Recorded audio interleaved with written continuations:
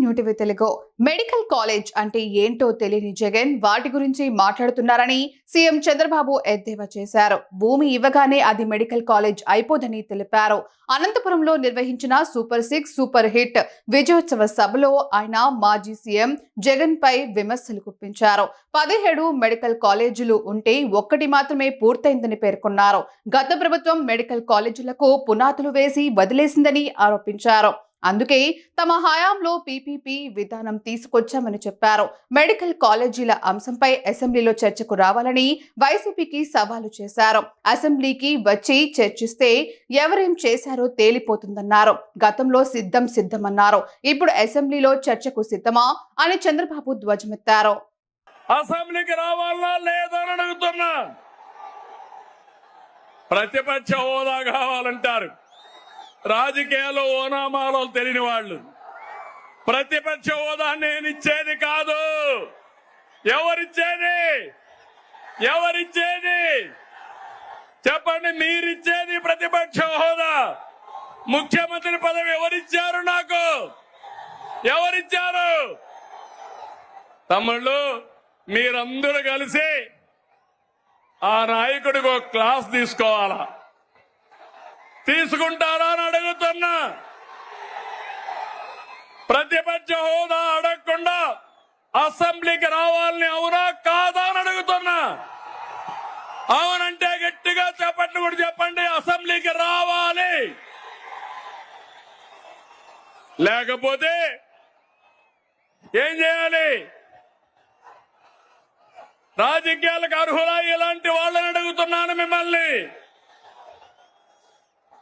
తమ్ముళ్ళు, శాసనసభకు రాకుండా రప్ప అని రంకెలేస్తున్నారు. తీరు మారిందా అని అడుగుతున్నా మిమ్మల్ని. రప్ప అంటే ఇక్కడ చూస్తూ ఊరుకోవడానికి,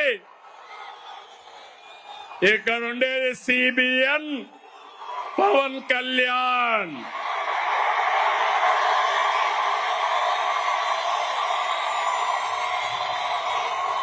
సోషల్ మీడియాలో పోస్టులు పెట్టి ఆడబిడ్డల్ని అవమానిస్తే ఖబర్దార్, జాగ్రత్తగా ఉండండి. అవమానించిన 5 నిమిషాల్లో మీ చొక్కా పట్టుకునే పోలీసు సిద్ధంగా ఉంటారు. ఏం తమ్ముడు, లాండ్ ఆర్డర్ అవసరమా లేదా? ఆడబిడ్డల్ని గౌరవించాలా లేదా?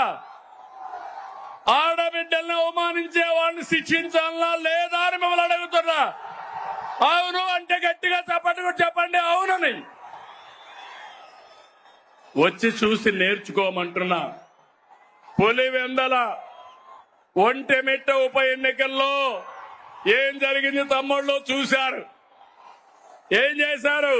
రప్ప అని ఆడిచ్చారా లేదా అని నేను అడుగుతున్నా. బెండు తీశారు. ఈ విషయం గుర్తుపెట్టుకోవాలి. ప్రజాస్వామ్యంలో హింసా రాజకీయాలు చేస్తే ఇక్కడ సిబిఎన్ ఉన్నాడు. మీరు ప్రపంచంలో ఎక్కడ దాక్కున్నా దోషులను తీసుకొచ్చి చట్టం ముందు నిలబెట్టే బాధ్యత నాదని మరొకసారి హామీ ఇస్తున్నా.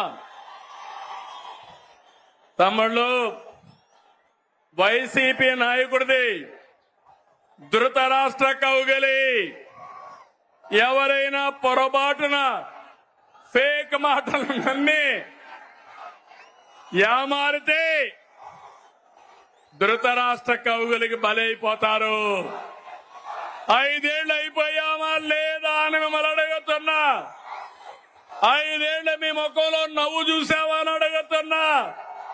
ఈరోజు స్వేచ్ఛనిచ్చామా లేదా అని మిమ్మల్ని అడుగుతున్నా. అవునంటే గట్టిగా చెప్పండి అవునని.